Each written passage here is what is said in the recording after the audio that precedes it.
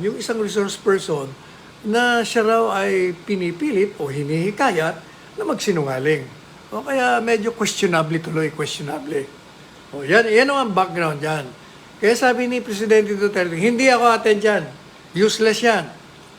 Eto ngayon ang announcement. Dahil sa mga salita na binitawan ng mga miyembro o chair ng Quad Committee na para bagang hinahamon siya na magpakalalaki siya. At dahil daw nangako siya na kailangan pumunta siya. Ibibigay naman daw nila respeto nila. Pero yung isa, takot kaya ata sabi ko, alam nyo, nagkamali kayo. O kaya, ito yung announcement. Sa Miyerkules, the day after tomorrow, ang dating Presidente Rodrigo Roa Duterte ay dadalo dyan sa Quad Committee hearing. Kaugnay dyan sa mga extrajudicial killing na yan. Kaya, yung mga may lakad sa inyo, cancelin nyo muna para mapanood nyo live. At sigurado, maraming I can imagine kung anong mangyayari doon. Titingnan natin yung mga tapang nitong mga kongresistang ito. Makakaharap na nila, yung hinahamon nila. Hindi sila uurungan ito.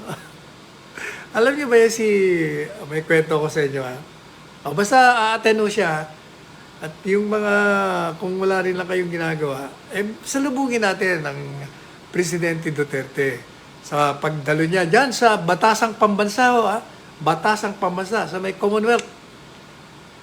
Papunta doon. Doon ang gagawing hearing. At siya nga pala, kausap ko lang ko kanina si Presidente Duterte. Sabi niya, mag-aabogado ka sa akin, Sal. Sabi niya, mag-enter ka ng appearance mo as my lawyer. Ikaw ang lawyer ko sa Maynila. Si Attorney Delgra, ang abogado ko sa Davao. Kayong dalawa. Ang aking mga abogado doon. Siyempre nga ako, ikaw pa. Sigurado. Paano kung i-contempt nila si PRRD attorney? Unang-una, bakit i-contempt? wala naman dahilan kung bakit i-contempt. Pero anyway, may kikwento ko sa inyo.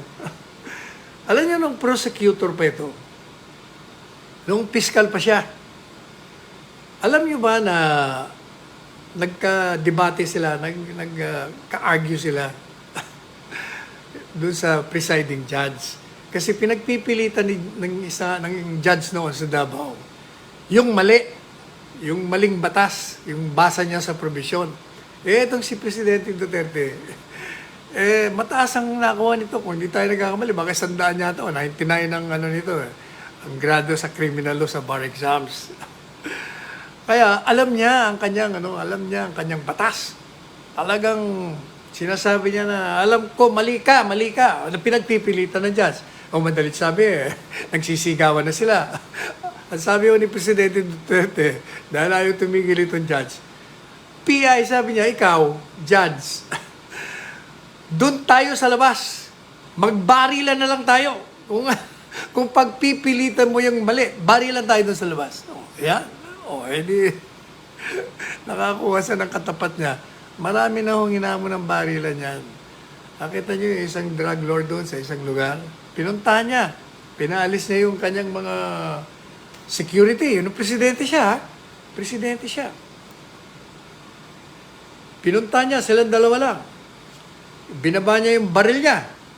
Sabi niya, alam mo, pag hindi ka tumigil sa ginagawa mo, magbarilan na lang tayong dalawa. Magpatayan tayo. Eto, bumunot ka. Nawala. Nawala na, umalis na. Umalis na yung isang drug lord doon. Basta para sa mga balabalita, masamang tao daw. Kaya busit na si Presidente Duterte. Kasi dami niyang naririnig. Kaya pinuntahan niya.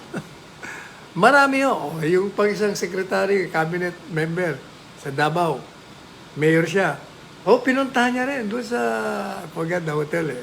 Hinamon niya rin ang barilan. Sabi niya, sinisira mo. Ang dami mo barilan tayo. Bumunot ka. Nako, kaya kayong mga nandyan, maging magalang kayo kay Presidente Duterte. Huwag niyo siyang pupwersahin na mawala rin ang galang sa inyo. Kung magalang ang pagtanong ninyo, magalang din kayong sasagutin. Pero kung babastusin niyo siya, he will engage you. Maniwala kayo. Pareho nung ginawa ni yung senadora doon, di ba? Pinipilit siya, pinipin down siya, hindi naman abogado.